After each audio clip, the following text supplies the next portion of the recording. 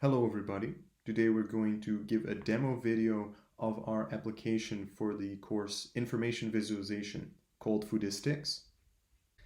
First of all, we're going to recapitulate the questions that we wanted to answer in the beginning of our proposal of this application. So let's start with the first question.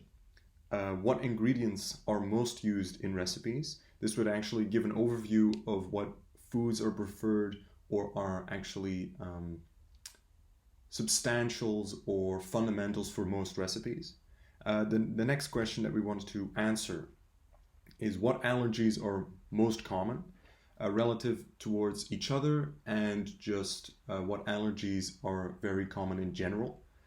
The next question that we wanted to answer is how do cooking techniques relate to food groups? Now this was a very interesting question because it specifically is a difficult or a very open-ended question, and I think we delivered on this question with our application. And the last question that we wanted to answer is a more comparison-wise question, which is what are the nutritional values of, and we specifically state food groups, food subgroups, foods, and similar foods. Now, food groups and food subgroups, these are accumulations of different foods, and it's actually very interesting to see how the visualization changes between these different representations. Like if you have multiple foods, how do you represent that compared to one food compared to another food, something like that. Our demo starts on our home view, which shows our food in alphabetical order. And if we scroll down, we can see that we can indicate how many foods are shown. So they're paginated right now. We could, for example, change this value to 4 foods per page. And then we can see that we can go through these pages and get a separated overview. And we could also increase the number, for example, to 100. So we could get a larger distribution of foods in one overview. But again, this kind of slows the page down.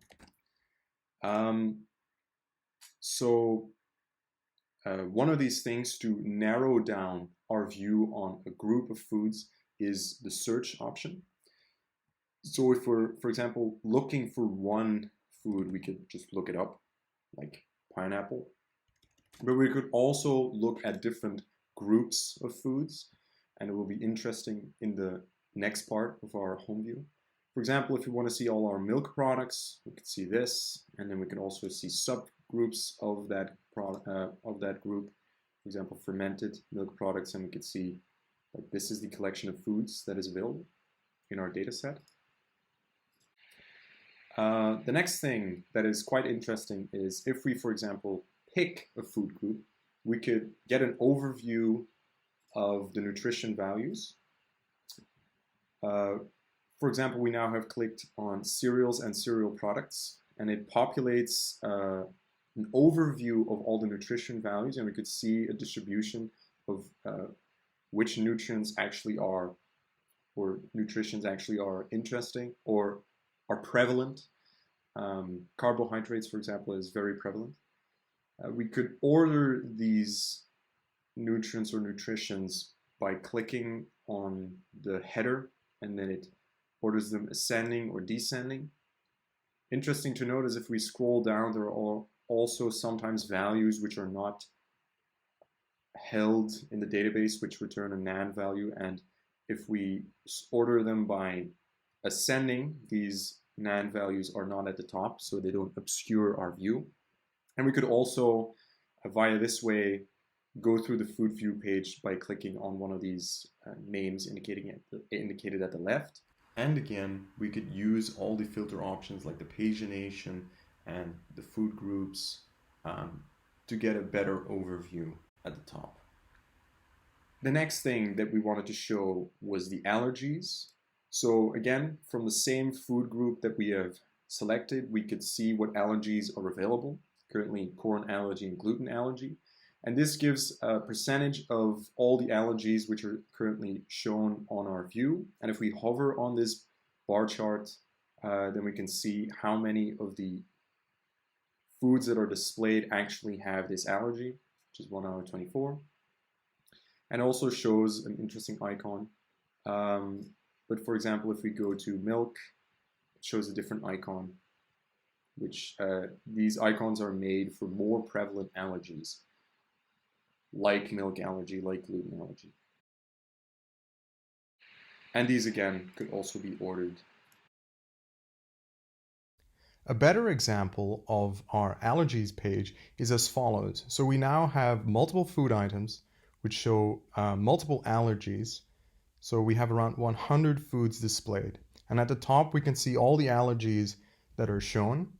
And we can also exclude allergies. For example, nut allergy is now not shown because we ticked it from our checklist. And if we untick it, it gets shown again. The last thing that we wanted to show on our home view is the recipes page. Now, it takes a little bit longer to load, but that's okay because for every food, it tries to get the count of all the recipes, and there are about 200,000 recipes in our data set that we have linked to our food database. And what this will show us is actually which foods are used more often in recipes. For example, there's already one which is standing out very much, which is butter, which is 50,000 recipes include butter. That's about 1/4 of the total collection of all the recipes. And we could see that cheese and cream in our food group, which are milk products, are second and third. And now we could proceed to compare foods on an individual level, which happens if you click on one of these. So if we, for example, go to avocado, which is on the third page, it's an interesting food because it both has the nutrient values stored and it has the recipes, which is linked to another database. We get a simple overview which shows the 6 nutrient values that we chose: ash, carbohydrate, fat, fatty acid, fiber, and proteins. And if we hover over these bar charts, we get more information, the specific value, and the standard deviation. Standard deviation is calculated because multiple entities and institutions have made records from these, or what these nutrient values are, and so we wanted to show the spread of the results from different entities. It's also explained in the help section, which explains these charts a little bit more clearly.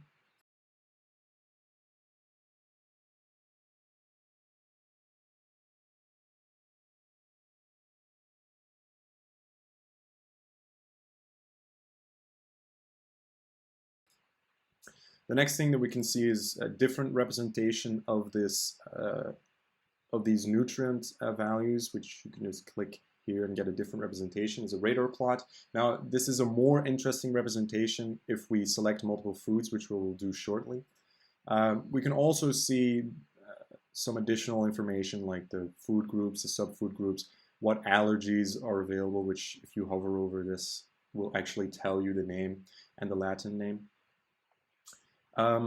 The graph on the right side is a very interesting graph because this was the third question, which tried to relate the cooking technique to the nutrient score or the food groups essentially, which means that for this food item, we take every single recipe and then we look at all the cooking techniques and then we see and then we try to look at what the nutrient value is for that cooking technique and that recipes. So let's say, for example, that we have avocado and we take the cooking recipe blend, which might make some salad or some sort. We can see that the cumulative value is around 987% of our daily intake. Now, this is a cumulative. If we click on average, it's a more representative value, which is all the recipes that use avocado where you need to blend gives you on average a 17% of your daily value intake of fat, which is the one that is selected right here. And you can also see that around 55 recipes represent this average value, which is quite interesting. Of course, if we select another nutrient value like fat, carbohydrate, it uses the same color scheme as the graph on the left side, and there are also additional nutrient scores which were not in this left data set, like sodium, which use diverging colors, which are not used in the left graph. What also is shown here is the amount of recipes in general for this food and the recipes summarized. We have limited this to 100 foods, mostly because this just slows down the browser. So if you scroll through this list, it's only 100. It shows the cooking techniques, and if you hover over a recipe, it also shows the individual nutrient scores or nutrient daily value intakes for that recipe.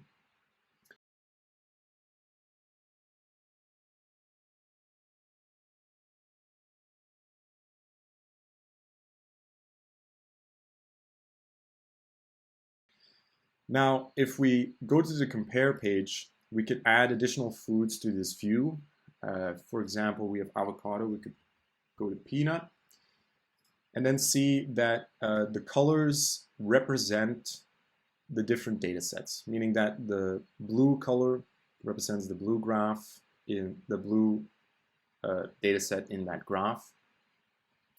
And if we hover over the food title tags, it only shows that data set, so we are quite sure that it is this is the data for avocado, and then we can compare it with peanut, for example. We could also do the same with the star plot, so it kind of zooms in or zooms out depending on the different selections. We could also delete items by clicking on the cross, or click on the link by going to that page, essentially saying that peanut is the main page now. And we could also delete all the foods selected, additional foods selected, which we're comparing with, and we could also make it a quite bit smaller, because if we have a maximum of 5 foods selected, this would take up quite a bit of the page. So now we have 5 foods selected, which actually have quite a lot of recipes, so this took a long time to load in. And this chart is quite unreadable, but if we click on average, it shows a better representation. Again, if we could hover, if we want to hover over, it only shows this data set, which is interesting if we want to see subparts, and it does the same with the star plot.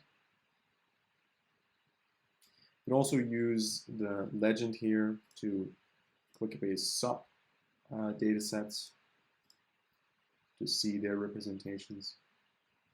The interesting thing here is, for example, if we have recipes which overlap in food. For example, we have green death tuna sandwich, which has avocado and cheese in it. So if we hover over this recipe, we see the nutrient, daily nutrient values. And if we click on this, we go to the recipe page, which shows a small overview of that recipe. It shows all the ingredients. It shows the cooking techniques, which if you hover over these, actually tells you what the icon stands for, also for allergies. It shows you all the allergies included in that recipe. And it shows you the nutrient graph. And we could also use this to just go through our application. For example, if you want to get more information about pepper and then compare that with other food items, we could do that here as well. So that was the end of our demo. It is a quite interesting application, and I think we have successfully answered all our questions.